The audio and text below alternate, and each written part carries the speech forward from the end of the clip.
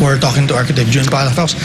Sir, let me bring the discussion to architecture because that's your core competence. And I'm really curious about how that discipline is adapting because of we have, of course, climate change as a major challenge. Right now, people in Metro Manila, all over the Philippines, are suffering from sweltering heat because of El Nino.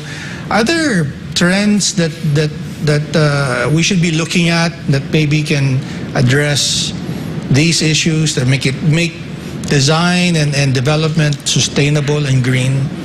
Yeah, very good question, very timely too. If I may, before year 2000, I signed up in the American Institute of Architects that buildings that we design, communities we design, should be carbon neutral by 2030. Okay. And I could say I walk the talk. Okay. I give up projects that doesn't address climate change and environment. And the projects we do, even the University of the Philippines, we're fortunate to have won 8 building projects nationwide. Okay. So even our other client, we tell them, even if you don't require us, we put green architecture, green building features retrofitable in the future. Okay. When the funds are available. Rainwater harvesting, solar roofs, solar walls, and so on. And then on a larger scale, we're planning 15-minute cities, 10-minute communities, 5-minute neighborhoods. And I walk the talk. I used to live in a gated community. Okay. I moved to a condominium 800 meters from our your office. So you just walk to work? 8-minute walk. Okay. And if I may also, gated communities should not be in the cities. Okay. And you've said that many times, even in your postcards from the future. Yes, sir. Why is that? Why do they not belong? What we learned in the American Planning Association and American Institute of Architects and Urban Land Institute is that when you have a large single-family home in the middle of the city, you have a larger carbon footprint. I see. Because you're arrogating to yourself prime urban land resources. I see. Preventing more families to live closer to their places of work. Okay. And encouraging more urban sprawl to encroach into the forest, into the farms. So if you have a big mansion, you go to the suburbs. Okay. Not in the middle of the city. I see. In Manhattan, you don't see the Trumps, the Kennedys, the Bloombergs, with the gated communities. They're in Long Island somewhere. Because Makati, Taguig, Mandaluyong, San Juan is like Manhattan now. Right. So you don't see single family homes in the middle of Manhattan. Right. And they also causing traffic. Right. So back to architecture, we have 12 green advocacies in our office. Okay. Green urbanism, green architecture, green engineering, green transportation, green interiors, green furniture, green jobs. Okay. Hopefully we'll have green sustainable development. It's advocacy we input in all our projects. And if they don't follow us, we stay away from those projects. Right. And we have to educate also purchase decision makers. Okay. Because they look only at the initial cost. Okay. But does that mean it's still expensive? I mean, being green. Yeah. You can recover it in, I think, 5 to 7 years. Okay. The energy savings, water savings, and so on. Okay. Operations and so on. Okay. So we really have to re-educate. Okay. Like shopping malls, we do a lot of them also. Okay. The common areas at least should be go green. Okay. What does that mean when you say even the green? What does that exactly mean? Electric bulbs, you start with that. Okay. Then LED? Yeah, LED. And the buildings we design, as much practicable, natural light and ventilation. I see. Okay. Windows should be operable. Okay. So the cooler times of the, and orientation of the building. Okay. Yeah. I see. So we study that. We call it microclimate, and the different wind directions. It changes. It takes advantage of the natural forces. So even if of the environment. Future architects, those are our guidelines. Like the new cities we're designing now, we do like a green building code. I see. Over and above the building code. I see. And 3 times I've been invited already by the Senate aftermath of the earthquake in Turkey and Syria. I told them our building code, structural code, should be updated. What about the materials used in construction? Because in the Philippines we use a lot of concrete, but I see, for example, in Indonesia they're doing a lot of these designs with bamboo, fabulous designs that I've never seen here.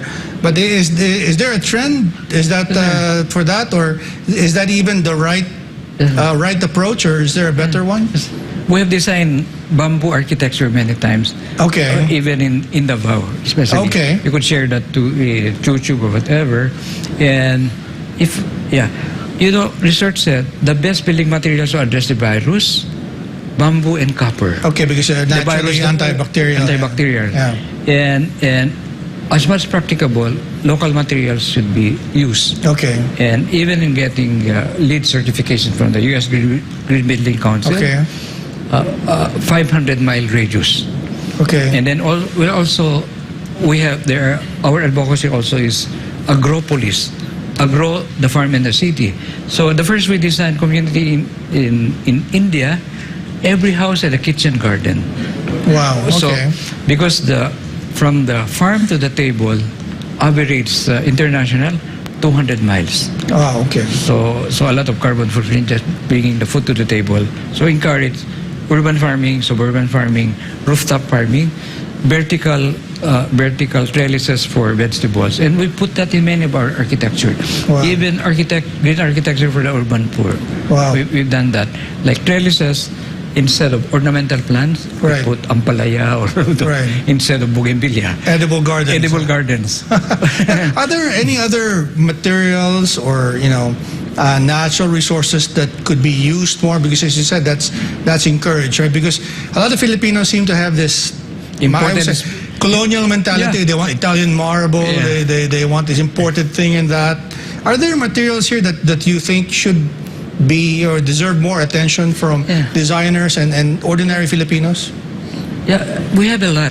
Like Okay. bamboo industry, we should encourage it. Okay. And engineered bamboo. Many of Okay. our building material bamboo now for finishes imported from China. We have a lot. And then we did the Leyte Ecological Industrial Zone in Leyte, Okay. where copper will be processed there. Okay. So we don't export raw copper. Right. It will be processed materials. There are a lot of potentials and so on. Like this one, I think about 2003 or something, marble from Bulacan. Okay.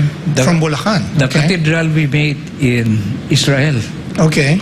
marble from Bulacan. Is that so? Because the owner donated it for the Orthodox Church, which I we see. renovated, and the St. Peter's Church in Jaffa, Israel. In Jaffa, okay. Yeah. Marble from Bulacan, polished in Taiwan, exported to Israel. Wow. And the Greek Orthodox, they call the Archbishop Metropolitan, like the marble from Bulacan.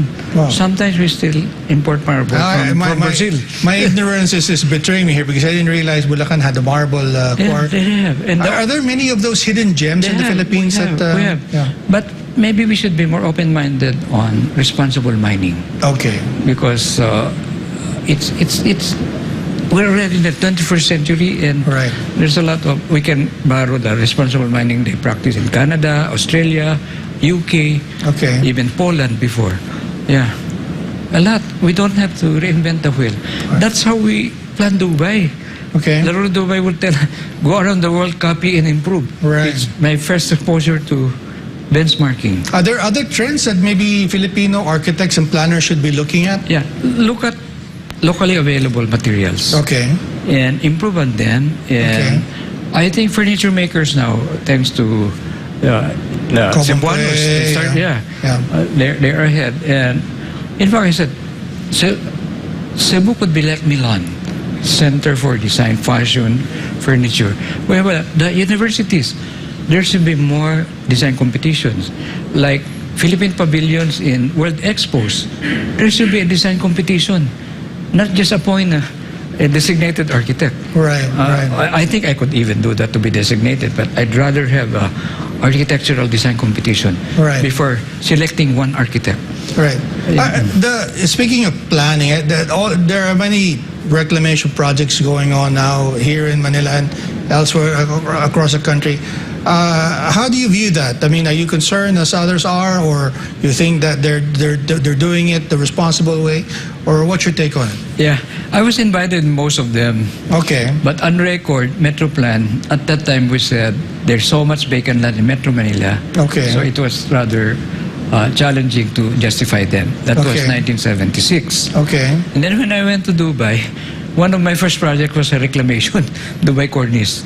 And I saw if you do it right, just like the way they do in Manhattan, in Right. Singapore, in Tokyo Bay, I don't have any objection to it. And address the environmental concerns, which can be addressed by design. So the ones in Manila Bay, I beg off because on record, I was against it when I was 26 years old. I see. But I'm more open to it now, Okay. provided they address the environmental concerns and Right. so on, and address also sea level rise. Okay.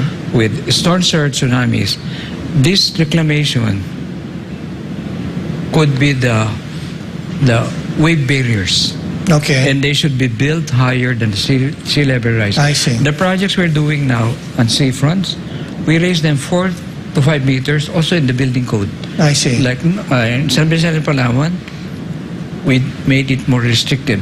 50-meter setback from the high water mark, and every building, bedrooms should not be below 4 meters because with a storm surge, 4 meters high. Okay. I said that also after Yolanda in Tacloban. I see. There's a building code, no livable spaces below 8 meters in that area with the storm surge in Yolanda. Does it concern you that, with flooding a concern, that they're taking that into consideration, that they're making the appropriate designs to prevent that? What's your view? Yeah, it can be. I know you're not involved, but, just looking Yeah. at... Yeah. My preference is it's not attached to the mainland. I see. Make it like Palm I Islands in see. Dubai. I see. So the water channel is still there, also for the fishermen. Don't block the fishermen. I see. And Manila Bay is, Port of Manila is a concern also. Right. And they will be putting bridges between islands. Right. Make sure the vertical clearance, It's very high. cruise ships can pass through. Yeah. Yeah. Well, it's very interesting. We just have to take another quick break, Architect June. This is Business and Politics. We'll be right back.